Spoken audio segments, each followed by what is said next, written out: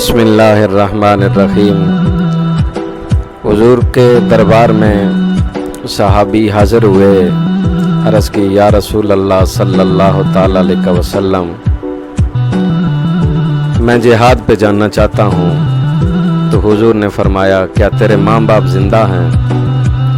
जी आका, बाप तो नहीं, माँ ज़िंदा है। तो हुजूर नबी अकरम सल्लल्लाहु ताला अलैहि वसल्लम ने इरशाद फरमाया कि जाओ तुम जाकर अपनी माँ की खिदमत करो, मेरा रब तुम्हें जिहाद का सवाब अता फरमाएगा।